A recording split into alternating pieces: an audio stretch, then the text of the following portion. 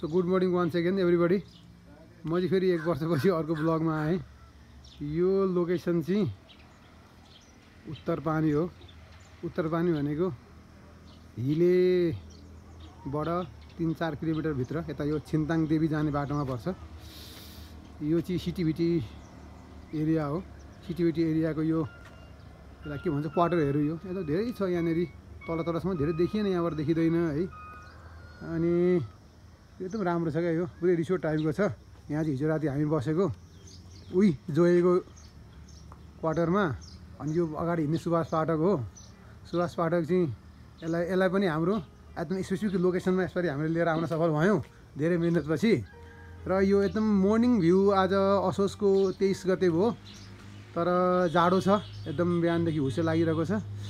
अब हामी चाहिँ यसो घुम्न कहाँ हिँडेको हामी अब यहाँदेखि चाहिँ चट्टसँगले कहाँ जान्छ अरे भन्दा पहिला यहाँ चाहिँ के गर्ने? यहाँ हामी यहाँ एकछिन चाहिँ यसको भ्यू हेर्ने होइन। हिमालहरू एकदम राम्रो रहेछ भनेपछि हामी अब म यसलाई के देखाउँछु भन्दाखेरि नि, म यसलाई इस्कुसबारी अनि त्यसपछि खुर्सानीबारी अनि यताउताको यो क्वार्टरको यस्तो लोकेसनहरू देखाएर हामी त्यसपछि अलिक फ्रेस भएर हामी यहाँबाट लामो यात्रामा छौँ।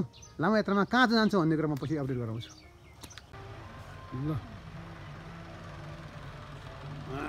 सुभाष पाठक यहाँनिर दिइरहेको छ। अब यहाँ मेन मान्छे हाम्रो सर हुनुहुन्छ। के हो सर, के छ अनि? एकदम ठिक छ। रातिको एक्सपिरियन्स? रातको त एकदम के भन्ने, अब यादगार छ नि। यादगार त होइन, पुरै केटाहरूले फोडै। ल ठिक छ। हिजो राति चाहिँ हामी यहाँ 7:30 बजीतिर आइपुगेका थियौँ विराटनगरबाट। अनि यहाँबाट आएर जोगले पुरै फुल व्यवस्था गरेको थियो। अनि फुल व्यवस्थामा राति 1 बजेसम्म त्यो व्यवस्थापनलाई युज गरियो। त्यसपछि अहिले चाहिँ बिहानै अब हामी हिँड्ने तर्खमा छौँ। यहाँ छ जोगो भाइ। जोगो भाइको यो रिसोर्ट टाइप लोकेसन के छ अरे? मस्त। आज हामी कहाँ जाने अरे?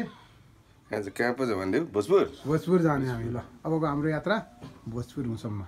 हामी यो उत्तरपानी बजारको सिटिभिटी एरियामा छौँ। यो चाहिँ सिटिभिटी के अरे, यो चाहिँ उत्तरपानी बजार।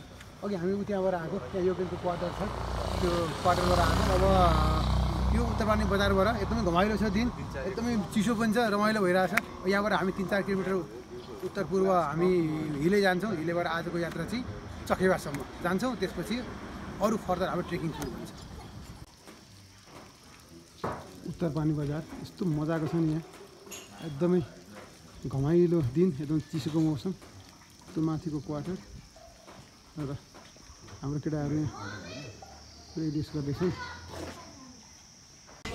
ल के हो केशव दाजु, त फुड छ त यार। A1 ब्रेकफास्ट खान पाइन्छ। कस्तो त देशी खाजा? A1 साथीहरूसँग मसँग अहिले कुनै विस के छैन, यो बाहेक केही विस छैन। What else? अहिले हामी हिले बजारमा। अब हिले बजारबाट अब हाम्रो यात्रा चाहिँ भोजपुरको चखेवासम्म लगभग 120-25 किलोमिटर होला। त्यो यात्रा चाहिँ हामी उता पछाडि हाम्रो अटो बन्दैछ, रिपेयरिङ हुँदैछ। त्यो अटोमा हामी जान्छौँ। आज दिनभरिको यात्रा चाहिँ अब त्यही अटोमा हुन्छ, भोलि पनि अटोमा हुन्छ। अब एक कम्तीमा 120-25 किलोमिटर चखेवा जान्छौँ। चखेवामा हामी होमस्टेमा बस्छौँ। त्यसपछि भोलिदेखि हामी मयुङको ट्रेकिङ गर्छौँ। हामी चाहिँ अहिले हिले बजारमा छौँ।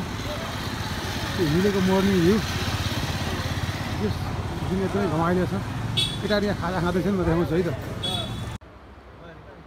अहिले चाहिँ हामी हिलेबाट लगभग 45 मिनटको ड्राइभ पछि लेगुवाको किनारमा आइपुगेका छौँ। यस्तो भ्यू यहाँनिर लास्ट इयर पनि मैले यहाँ यस्तो खिचेको थिएँ नि। अनि यो चाहिँ अब यहाँबाट उत्तरको लेगुवा बजार हो। यो पहाडी भोजपुर जिल्ला, यता चाहिँ धनकुटा जिल्ला। अनि यो हामी आएको अटो, यसमा आएको। ल अरे केटाहरू सुभाष पुरै यसलाई कस्तो ठाउँमा आइसक्यो त? म एकदमै हेभेन ठाउँमा आएँ यार। अनि यो ठाउँमा म आफूलाई हराउनको लागि आनन्द हो। युरोपभन्दा हेभेन, धेरै हेभेन। म अरू केही काहीँ कम्पेयरै गर्दिनँ यसलाई। अनि यस्तो ठाउँमा आइपुग्यौँ हामी। यस्तो छ अब हाम्रो यात्रा चाहिँ। अब त्यहाँ लेगुवामा हामी खाना खान्छौँ। खाना खाएर हामी पहाडी भोजपुर जिल्ला हुँदै आज हामी चखेवासम्मको यात्रा हो। 45 मिनटको यात्रा सिद्धियो। यस्तो घाम लागेको छ नि, यहाँ पनि यस्तो गर्मी जस्तो छ क्या। अलिक हामी लेगुवा बजारमा आइदियौँ त्यो रामचन्द्रको शालिग सबै मस्त माहौलमा छ नमस्कार म अनि अब यो लेगुवा बजार हामी लगभग हिलेबाट 1 घन्टाको ड्राइभमा यहाँ आइपुगेको अब यहाँबाट केटाहरू खाना पसेका छन् यहाँ खाना खाने कति ढिलो भयो आज बिहान हिँड्दाखेरि ढिलो भयो अब यहाँबाट खाना खाएर हामी यो लेगुवाको घाटको पुल तरेर अरुण तरेर हामी भोजपुर जिल्लातिर लाग्नेछौँ। के छ अनि एकदम ठिक छ नि, म त पोज दिइरहेको थिएँ, म एकदम ठिकठाक छु। हामी अहिले खाना रेडी छौँ होइन मस्त हान्ने होइन त मुसा कुदिरहेको छ।